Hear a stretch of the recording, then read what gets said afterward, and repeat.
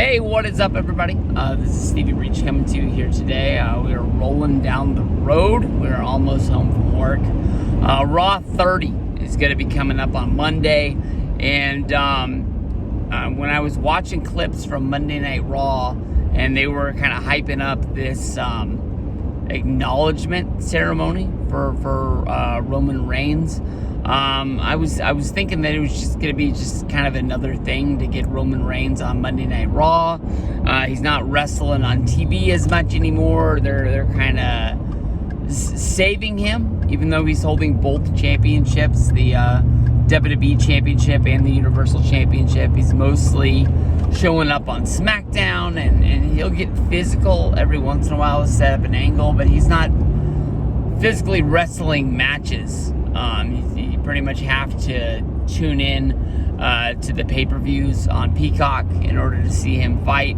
It's a lot like, when I was growing up with like Hulk Hogan and guys like that. You had to tune in to see the big guys because Vince wanted your money, or you had to go to a house show in order to see it.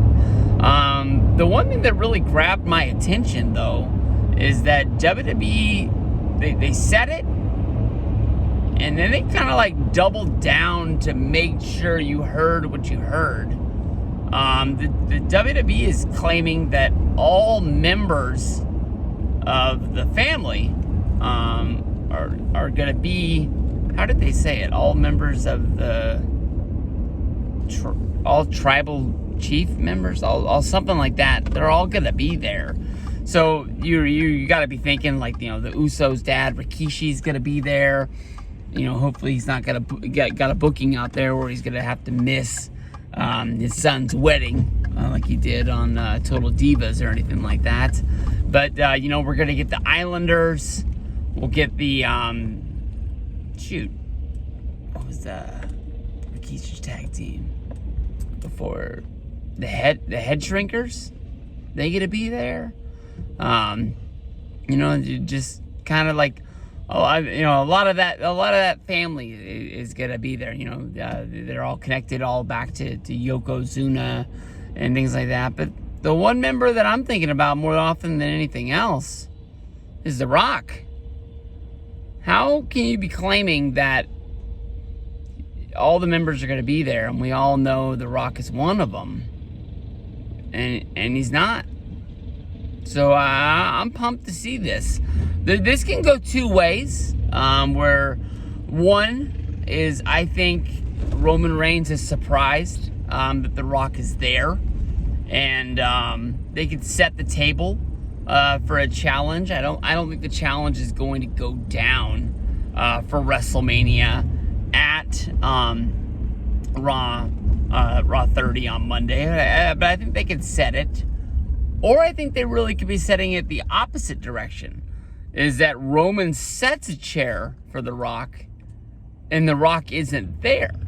And then Roman could be surprised that The Rock didn't show up, and The Rock's not acknowledging him. The Rock's not showing him the respect.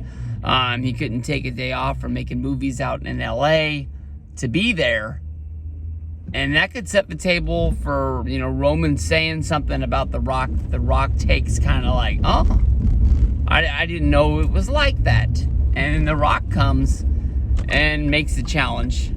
One way or another, I'm not giving up on this match. I've been holding up on Rock versus Roman at WrestleMania for a long time. We all remember The Rock showing up when Roman won the Rumble in Philadelphia, and The Rock got booed and was kind of looking around like, hey, what the fuck's going on here? And we've been holding out for Rock matches almost on every WrestleMania, and I said it for years. Every single time a Stone Cold Steve Austin rumor came up, even though he wrestled last year at WrestleMania, that if Stone Cold doesn't do it this year, we're done. There's no way he's coming back. He's only getting older. He's not going to be doing something like that. But, The Rock's kind of at the same place in his life. I'd be really surprised if he would do something. This WrestleMania, being in Los Angeles. Everybody thinks of that as being The Rock's home, even though I think of Miami. WrestleMania 28 is kind of like that. But yeah, I see those two scenarios. One, The Rock shows up. One, The Rock doesn't show up. And both of those set up, WrestleMania. We all know somebody's going to win the Rumble, and they're going to get a shot at Roman Reigns. Roman could lose between now and then, so he doesn't have to have both belts. I don't think that's going to happen.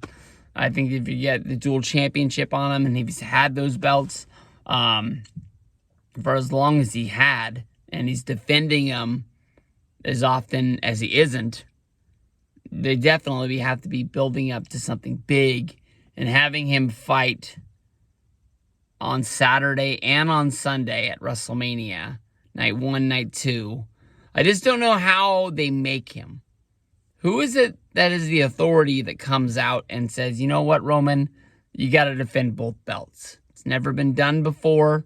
I can think of WrestleMania 17, where Angle walked in with 2 belts. He walked in as the European champion and the Intercontinental champion, and then it made him defend both in the same match in a 3-way, where the first fall won the European belt, the second fall won the Intercontinental belt, and I think Angle ended up losing both belts without being pinned.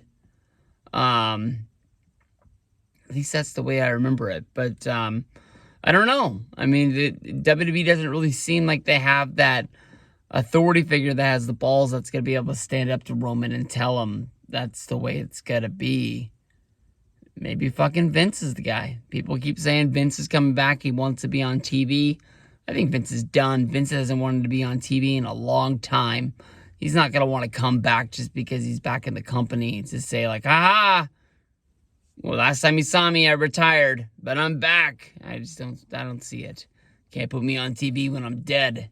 That's what he told Bruce Pritchard back in the day. So we'll see. Raw 30.